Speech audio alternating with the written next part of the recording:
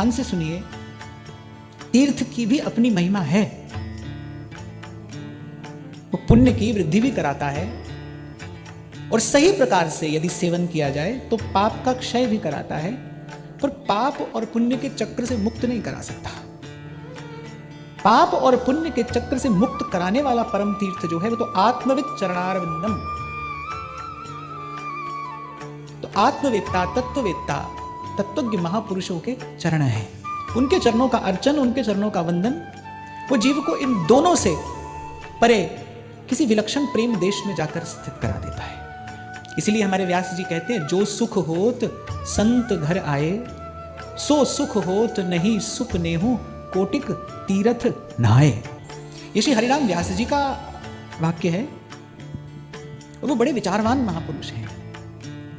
विवेक जागृत करने वाली उनकी वाणी है, अर्थात वो जो कहते हैं सोच कर, समझ कर, विचार कर कहते हैं, आपके मेरे कल्याण के लिए कहते हैं। ये कहने का तात्पर्य क्या है कि सो सुख होत नहीं सुपने हूं कोटिक तीर्थ नाए।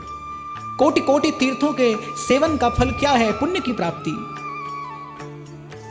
और हमारे ध्रुवदास जी कहते हैं कि अनेक अनेक अनेक पुण्य आपको अनेक अनेक सुखों की प्राप्ति तो करा सकते हैं, पर मन का पाप नहीं छूटता।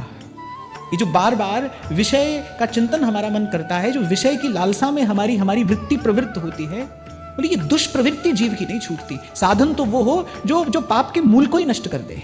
इसलिए श्री शौनकादिक ऋषियों ने श्री सूत जी से पूछा, भाई कोई ऐसा साधन बताइए जो पवित्र में भी पवित्र हो, जो संसार के भय का समूल नाश करने वाला हो, जो संसार भय से मुक्त कर देने वाला हो, जो इस प्रपंच से सर्वथा दूर ले जाकर परमानंद की प्राप्ति कराने वाला हो, जो प्रपंच की निवृत्ति करा दे, जो इस मोह का अंत कर दे, इस दुरंत मोह का अंत कर दे।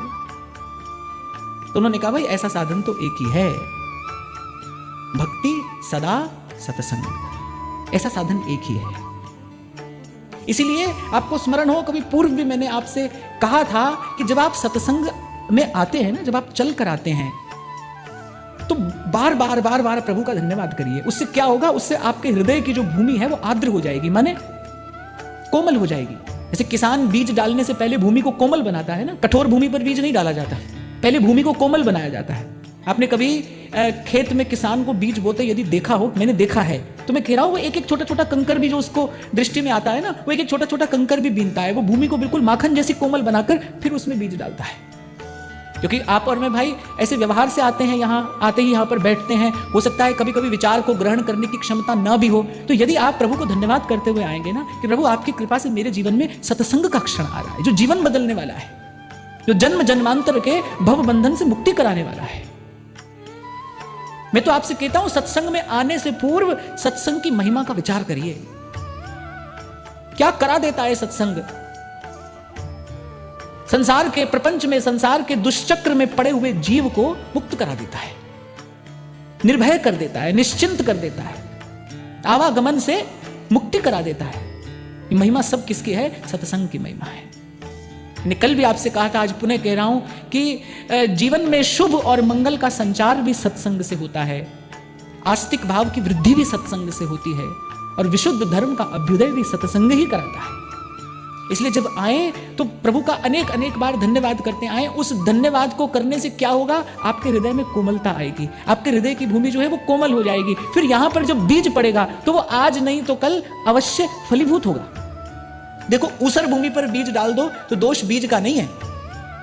अगर भूमि ही तैयार न हो और उस पर बीज ऐसे ही फेंक दिया जाए तो फिर दोष बीज का नहीं है, कितना भी उत्तम कोटि का बीज क्यों ना हो। अब आप संगमरमर के फर्श पर उसे रख दो तो क्या कभी उसके अंकुरण की संभावना है?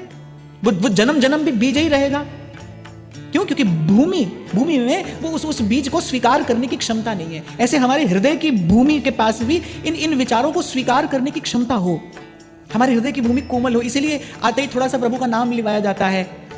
और यही विचार करके मैंने कहा कि भाई आप अनेक अनेक प्रकार के व्यवहारों से, विचारों से निकल कर यहाँ पर आते हो, तो इसलिए आते ही पहले वृंदावन शतलीला का पाठ हो, पहले आते ही वृंदावन की कुछ महिमा का चिंतन हो, वृंदावन के नाम का गान हो, प्रिया प्रीतम की कृपा का आह्वान हो, हम आचार्य की कृपा का स्मरण करके फिर सत्संग के भाव में प्रवेश करें।